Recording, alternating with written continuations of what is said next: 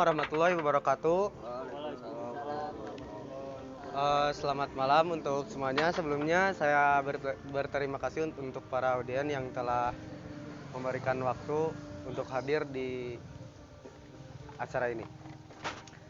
Pertama saya akan memperkenalkan diri saya. Nama saya Dimas Aditya dengan NIM 1011 2012 1344. Di sini saya akan membuat video untuk memenuhi ujian akhir semester dari mata kuliah Public Speaking.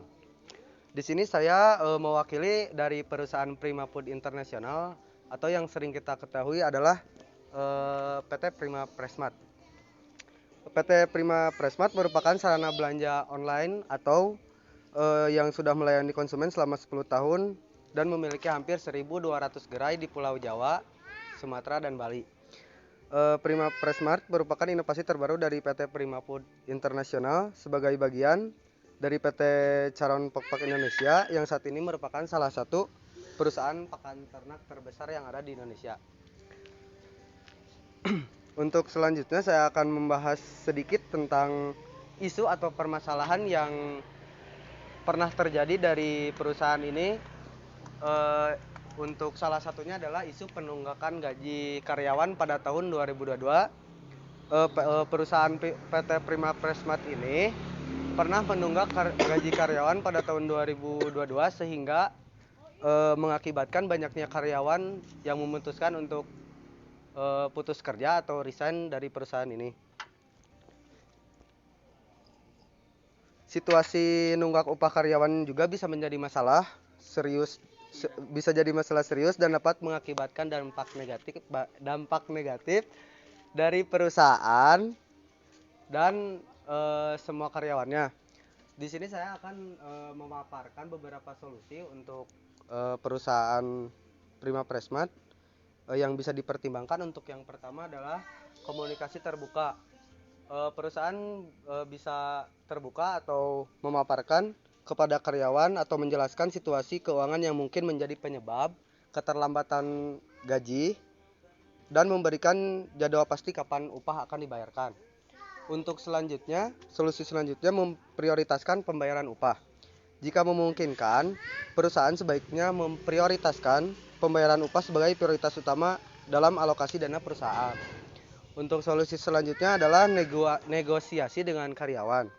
Diskusi opsi dan jadwal pembayaran dengan karyawan. Beberapa karyawan mungkin bersedia untuk membicarakan opsi pembayaran yang fleksibel atau jadwal pembayaran yang disesuaikan oleh perusahaan. Untuk selanjutnya, perencanaan pembayaran yang dapat diangsur. Jika tidak memungkinkan untuk membayar sekaligus, perusahaan bisa mempertimbangkan untuk menetapkan rencana pembayaran berangsur atau mencicil upah yang tertunggak. Untuk selanjutnya ada evaluasi keuangan perusahaan. Perusahaan sebaiknya melakukan evaluasi keuangan untuk mengidentifikasi penyebab masalah dan mencari solusi jangka panjang agar situasi ini tidak terulang untuk ke depannya. Untuk selanjutnya bisa konsultasi dengan ahli keuangan atau hukum. Jika perlu, perusahaan dapat berkonsultasi dengan ahli keuangan atau hukum untuk mendapatkan saran tentang strategi yang dapat diambil sesuai dengan regulasi dan kebijakan perusahaan. Untuk yang terakhir, perusahaan bisa memperbaiki proses penggajian. Pastikan bahwa proses penggajian perusahaan dikelola dengan baik dan efisien untuk menghindari keterlambatan pembayaran di masa mendatang.